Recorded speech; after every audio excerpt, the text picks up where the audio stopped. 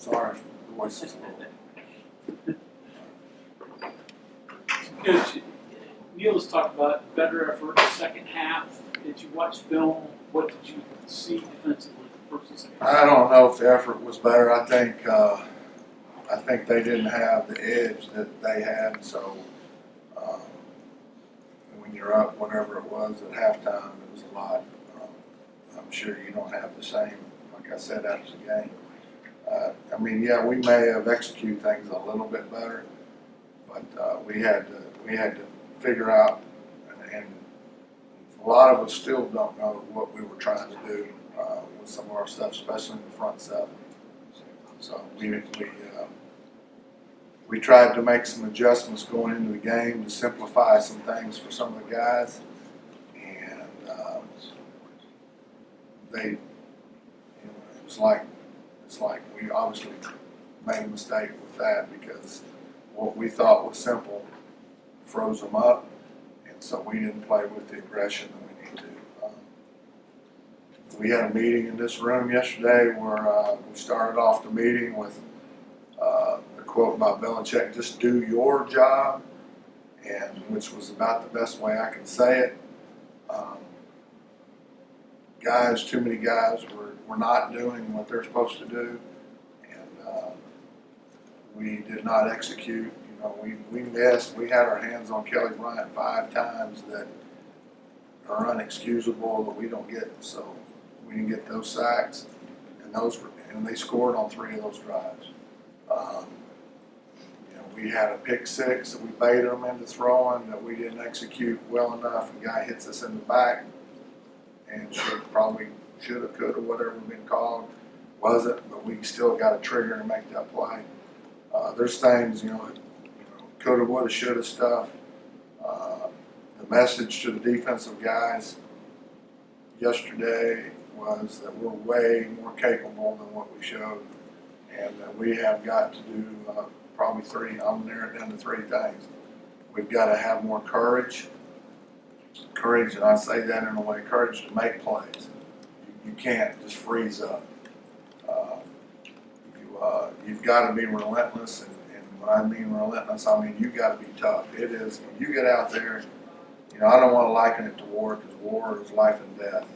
This isn't life and death, but it's a fight.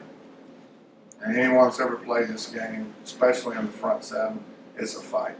And if you're not willing to fight and go to a place, and you hear me kind of getting a little bit inspired right here. If you're not willing to go to a place that's a little bit nuts, it's a little bit crazy, then you're not going to be able to play this game. And we had too many guys that didn't go to that place. They nice guys, happy to be there, enjoying the Golden Girls or whatever they were doing there. So we've got to inspire our players to get to that place where they can play tough and physical within the rules, 100%. But we missed 22 tackles. We practice tackling every day, or some phase of tackling every day. And most of that was, I would say, most of the missing tackles was being at the wrong angles, or not having our eyes in the right place, or not using our help. So we created one-on-one tackles, and they got guys on scholarship too. And in a one-on-one environment, they're going to win some. And some of it is Kelly Bryant probably still got that S uniform on. He just threw us around like ragdolls. So we got to play way more inspired. And then the third thing is we got to do what we're supposed to do. We did things in the game that I've never seen our guys do in practice. We have running plays coming right at defensive linemen that are popping up and running twist games that you run in pass. And there was no part of any of that was pass. So we had some guys that we have to coach them better, but we got to inspire them better. And we didn't reinvent the wheel schematically. With anything they shouldn't have been able to execute. We had 2 other plays where it was one player didn't rush on the outside, that there was nobody to block him if he just went. So there was 2 other opportunities right side. So what should have been the storyline of the game was West Virginia has 9 sacks versus Missouri. Ended up not being the storyline of the game. So we got a lot of work to do. I know our staff has rolled up its sleeves, not that we hadn't before, but we've got to find that fine edge that can convince these guys that they're capable of being as good as they want to be. And that was the message to them yesterday. We showed them where if they just do what they're supposed to do, the plays will come to them, and we'll be as good as we want to be. Otherwise, if we don't, and you start doing their own stuff and not playing with vigor and courage and in that other place I talked about getting to, then it'll be a lot harder here than what it ought to be. Like as far as your defensive ends are concerned, how much does the loss of Alston for the year Well, hurt you? it doesn't help. Obviously, it puts more emphasis on the other 2 guys, and then we don't have the ability to juggle those guys at other positions. So it's definitely a depth issue. We're not as deep at any position as we need to be. We're scrambling to find backup guys at a lot of positions, and that's just the way it is. And I know I used the Joel Osteen quote last week or 2 weeks ago, but I heard him say this morning, actually driving in, was that the good Lord is he has you build a foundation. And Coach Brown said this to us: we have 1 year to build a foundation that we're gonna build this program on, and we have got to build a foundation of toughness and courage and doing things right and attention to detail. And we're going to hold our guys accountable, and that we're going to have some guys step up to answer your question, and I'm expecting them to do that. How do you feel about the player linebackers and Josh Not very Shaver so good. far? Not very good.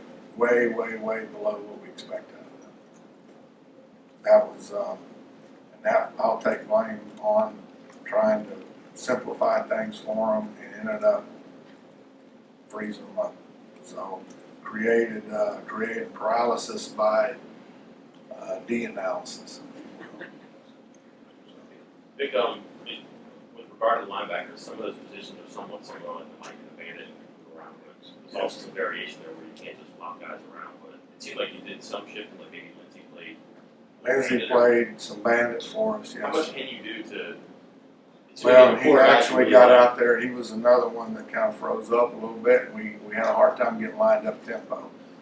That was one of the ones I was talking about, that we can't get out there and just act like we had never played before. It's real hard to line up. If we say field, you line up to the field, and if we say bench, you line up to the boundary. So we got to do a better job with that. So Neil and Matt talked about some changes maybe in the lineup. On your side of the ball, is that something you'll look at this week too? well, I think that when you get where you think someone can't do something or they won't do something, that's about the same. You either can or you can't or you won't. I don't think we have any guys yet at this point in time that have gotten to that where we think they can't or they won't. I 100% think our guys can, and that should have been the message that they got yesterday.